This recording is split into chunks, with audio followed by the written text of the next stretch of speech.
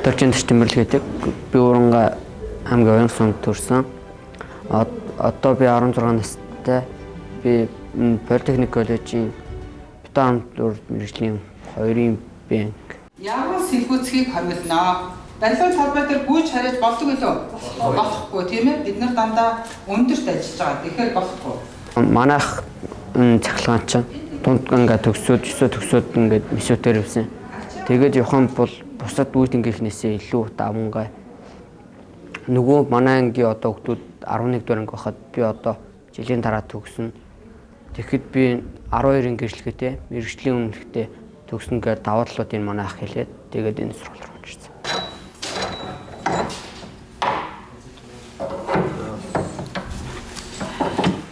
Эхлээд бол шал хаан цутгаалж явж байх юм байх л гэж ойлгожсэн. Манай ихс надад гэж тайлбарлаж өгөхдөө болохоор амар өндөр дээр төмөр боогож явж байдаг гэлтгсэн. Тэгтээ бол үгүй юм бэлээ. Хичээлдээ суугаал тэгэл ойлгоол. Дадлаг дээр гараад бүр онлын мэдээлэл батгаад үзээд ирэхээр бүр ойлгомжтой гоё болоод ирсэн. Арматуртай харьцаж явах үед бол бие бинийгээ цохиож гэмтээхээс болгоомжлно. За арматурын төмрийг зөөхтөө хөл гар дээрээ унгаахгүй бах. Хэв хашмал маань хүнд учраас хэв хашмалыг дандаа хоёроор зөөж байрлуулна. За хэв хашмалын холболтоо хийхэд анхаарал болгоомжтой бие бинийгээ мэдэрч ажиллана. Үйлдвэрийн дадлаг дээр болохоор молдок гэж цахилгаан багшнуудыг барьж үзэх гээд намайг чадахгүй гэхэд тэднээс нь улам барьж үзмээс хандаад их сонирхолтой санагдсан. Арматур боогоо тэгээд нэгэн чигтийн болгож боог тэр мэрэг зүгээр харж исэн болохоос өөрөө биер хийж үзэж байгааг болохоор их сонирхолтой байсан.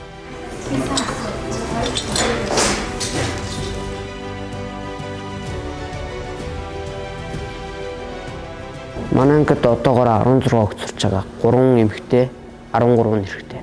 Ох танихгүй хүмүүстэй нэг хэсэгт юу байсан. Тэгээд бүгдээ тасаад ирэхээр гоё болол. Өмнөх 10 жилдээ байсан шиг тийм харилцаа талбал гэсэн ангийнх.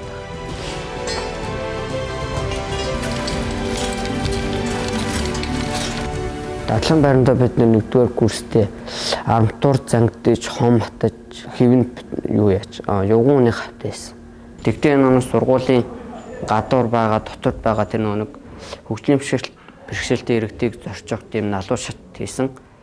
Ангиасаа 5 хүүхэдтэй хамт хийсэн. Нөгөө ангиасаа хүүхэдтэй.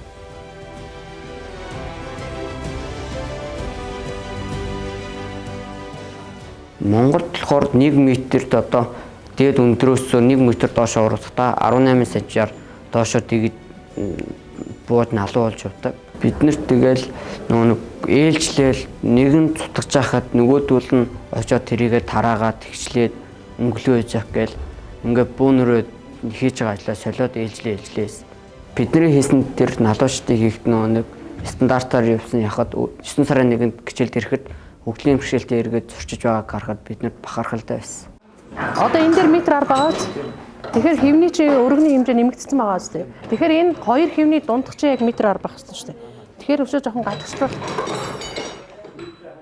Хүртээмжтэй орчин бий болгох гэсэн утгаараа одоо хөгжлийн бэрхшээлтэй болон тэр иргэдэд зориулсан налуу шатыг оюутнууд яг бетон арматурынхаа 4 багштайгаа нийлээд герман стандартаар герман багшийнхаа зөвлөхөөр 8 налуу шат хийсэн. Сургуулийн орчинд бол ерөөсөө хөгжлийн бэрхшээлтэй хүн явхад бол чөлөөтэй. Манай сургуулийн хувьд бол тийм чөлөөтэй болсон байгаа.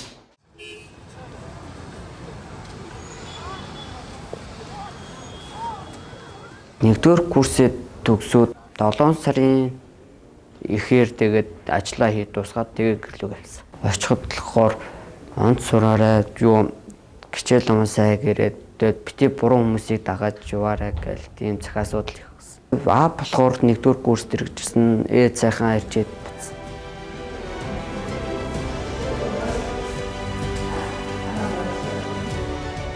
Энэ мэргэжил нь болохоор эрүүл хэрэгцээтэй байшин барья гэхэд өөрөө хундаамаа цутгаад суурнаас нь авахд өөрөө хийгээд тэгээд явах боломжтой их гоё мэргэжил. 1-р курсээ төгсөө 2-р курст 9 сард орж ирэхэд цаанаас нэг компаниудаас санал ирээд тэгээд нэг тэр компани руу явдаг. Энэ жил болохоор барилга дээр гараад тэгээд барилга дээр шал дээвэр гээд бүх төрлийн цутгалт хийж бас арамтуур боож багны арамтуурчлал хийж байна. Барилга дээр бол хамгийн эрэлт хэрэгцээтэй бетон арматуурчны мэргэжлийн ажилчид хэрэгцээ гэдэг. Гэхдээ манай охин баг мэддэггүй юм уу яадгийн сайн ойлголтгүй болоод бетон арматуурын анги маань хүүхдүүд их цөөхмөсөө энэ жил бол маш их нэмэгдсэн. Бетон авах цутгалт хийхэд нь болохоор амар хэцүү байх гэж бодож байсан. Тийм нэг хэцүү зүйл байгаагүй. Бид нэр ангиасаа дөрвөлээ явсан ангийнхаа 3 хүүхдээ хамт STP гээд компани дээр шал цутгаж байсан. Юу нь бол их зөндөө газар цутгалт хийсэн. Элдв ханзын цутгалт хийх үед цэм зөөхөл гэсэн авч дийлэхгүй. Эхлээд тиймээс сүулдэ тэгээд ажилдаа тасаад хийж чаддаг болсон. Хүүтрээд гадаа цутгалт авах үед би ямар үржил сонгож байгаа гэж шамтрах үе байсан. Тэгтээ хийгээд дуусаад нэг хамаг юм бэлэн болсны дараа сүлд нь харахад амар гоё хорон болдог.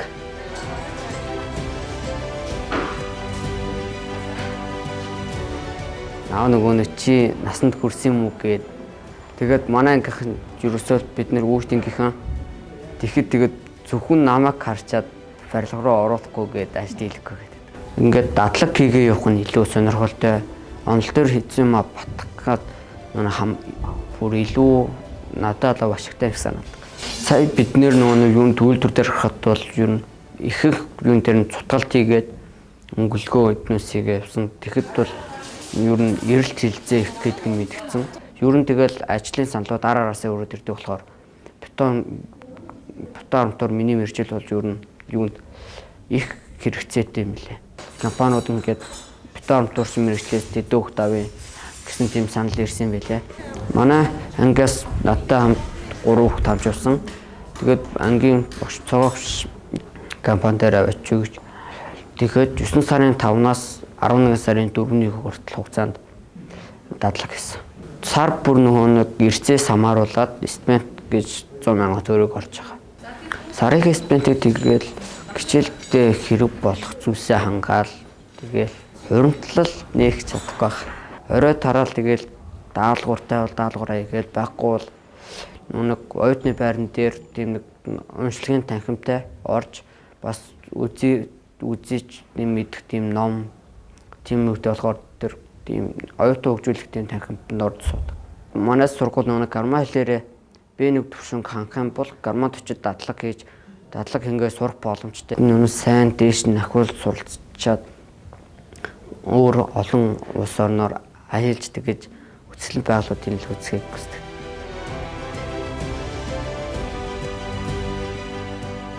Өмнө нь 1-р курстэй орж ирэхдээ би энэ мэргэжлийн талаар давуу тал, онцлог талуудын сайн мэдгүй орж ирсэн. Одоо энэ жил болохоор үйлдвэрийн дадлаг хийгээд энэ мэргэжлийн давуу тал, онцлог гээд бүх зүйлсийг мэдээдсэн болохоор энэ мэргэжлэр улам сайн хийнэ л. 2.5 жилээр мэргэжлэрээ төгсчөөд дээшээ барилгын техник мэргэжлэр дээшээ сурна гэсэн бодолтой байна. Тэгээд ажил дээр гарч үзээд тэгээд ахаад дахин мэргэжлийн зэрэгээ дэвшлүүлэх гэсэн бодолтой байна. Сургуулаа төгсөхдөө мэргэжлэрээ авд болох хамгийн дээдлийн төвшөнтэй төгсөн бүх зүйлийг сураад өөрөө гарчлан хийж үзэж өөрөө чадхаар болтлоо энэ чаа ажиллаад тэгээд хэрвээ инженер болцсон баригаа тахлах юм бол нутагтаа очиж гой барилга өндөр барилга бариул гэсэн.